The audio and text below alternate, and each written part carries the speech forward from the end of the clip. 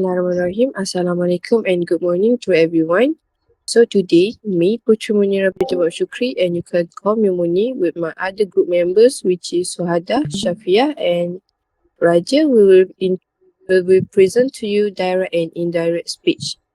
So let's start with learning outcome. I will pass it to Raja alias Sarah. Uh, Good morning, everyone. For today's presentation, but you'll be by the time this presentation is over, you will be able to differentiate between direct and indirect speech, and you will also be able to convert direct speech into indirect speech and vice versa. Now, for today, I will be presenting direct speech. Can we please move on to the next slide? Yes, direct speech. Now, what is direct speech exactly? It's basically dialogue. You can see it all the time in books when authors are writing about what the characters are saying. Here is also an example. I will always hate her for it, she confessed to her friends. Direct speech refers to speech that is written word for word from what was said by a speaker. And it can easily be identified with the presence of quotation marks and also the presence of a reporting verb. So if you find a sentence that is within quotation marks, and then afterwards we have like a reporting verb, and it's most definitely a direct speech. And also a fun fact about direct speech: the quoted speech, the speech that is within quotation marks, it doesn't necessarily have to be grammatically correct, since the whole purpose of direct speech is to quote like quote what a person is saying. We want to capture their original voice, so to speak. And the next slide contains some examples of direct speech. Here, the first example. Have you read Stephen King's new book? Asked Henry. Have you read Stephen King's new book? Is in quotation marks. It is the dialogue that was said by Henry, or asked in this case, which is the reporting verb. The second example is, I've always wanted to be a ballerina, she told her daughter. I never had the chance. The told is the reporting verb of the direct speech. And I've always wanted to be a ballerina, but I never had the chance is the quoted speech. And finally, this is the example I was talking about earlier about grammatically incorrect sentences. Mama, where Dada? What Dada now? Demanded the fussy toddler. The quoted speech here is obviously grammatically correct. It should be Mama, where is Dada or Daddy? And I want Daddy now. That should be the correct form. Since it's in quotation marks, it means we are quoting the toddler's exact words. That means it's okay to write it this way. And yes, that is all from me. I will pass it on to my partner, Muni. Thank you, Sarah, for your explanation to direct speech. So now we will move to indirect speech. Here is indirect speech, also called report speech. Indirect speech, also known as report speech, is when you report what someone else said without quoting them directly. And instead of repeating their exact word, as in direct speech, you paraphrase or summarize what they said. So here is the example. We have a structure for indirect speech, which is speaker plus reporting verbs plus that plus report clause. She said that she was going to the market. Here we are reporting the meaning, but not the exact word. So rep, uh, the other one is structure for report verb, which is speaker plus reporting verb plus report clause. The director explained the film aimed to promote unity. And the other one is The director explained that the film aimed to promote unity. And here we are reporting the meaning and not the exact word, but the word that is commonly used in report speech, but it is optional.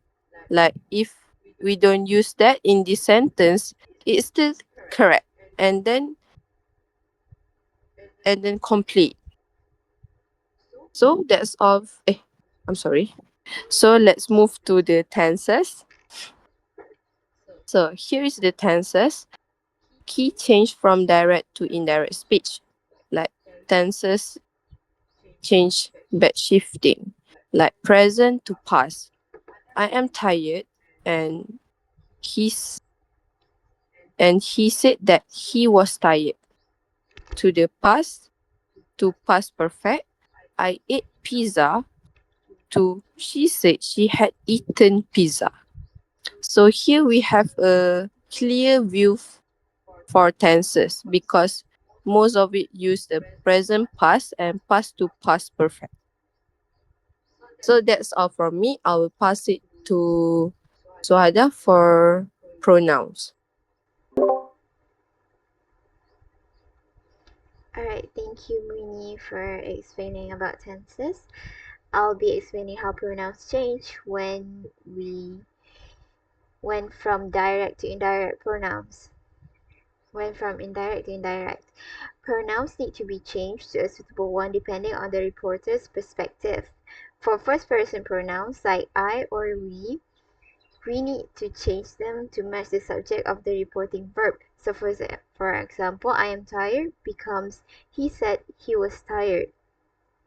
For second person pronouns like you, they change according to the object of the reporting verb. So if someone says you are smart, it might change to she told me I was smart, assuming me as the subject. For third person, usually it stays the same. So generally it doesn't change. Second side. For time and place reference, time and place must often change when going from direct to reported speech. Words like now change to then, and today becomes that day. This shift helps make the sentence more sense. The sentence makes more sense from the new point in here in time. For example, if someone says, I'll do it tomorrow in reported speech, we'd say he said he would do it the next day. Other example includes yesterday becoming the previous day, here changing to there. These changes help maintain clarity and context in reported speech. And I'll pass it to the next person.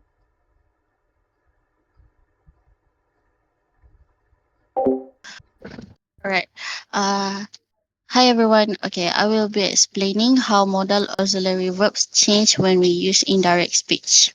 Okay, first, let's understand what modal auxiliary verbs are. These are helping verbs that show necessity, ability, ability, possibility, or permission. Some common examples include can, may, will, shall, and must. They always come before the main verb in its base form and they do not change form. So, for example, we don't say can't or wills. Can I have the next slide, please? Um, Now, when we change from direct to indirect speech, some modal verbs also change to show a shift in time and or tone. Here are the common changes. Can becomes could, may becomes might, will becomes would, shall often becomes should or would, must usually becomes had to. However, not all modals change. Modals like could, might, should, would, and ought to usually stay the same because they already express ideas like uncertainty, advice, or past possibility. Next slide, please.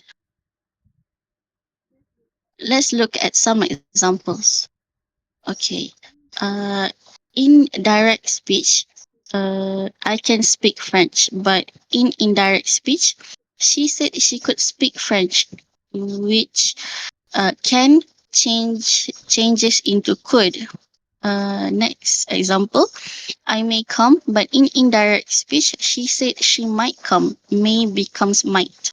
However, not all models changes. So another example is indirect speech. He should try harder, but in indirect speech, she said he should try harder. No change needed here. Same as the last example, indirect speech, you ought to listen. But in indirect speech, still, she said I ought to listen. Also, no change. Okay, so to wrap up, knowing how modal verbs change in indirect speech is very useful. It helps you report things more accurately and clearly. This skill is especially important in writing, storytelling, journalism, and even in professional communication. All right, that's all from us. Thank you so much for listening.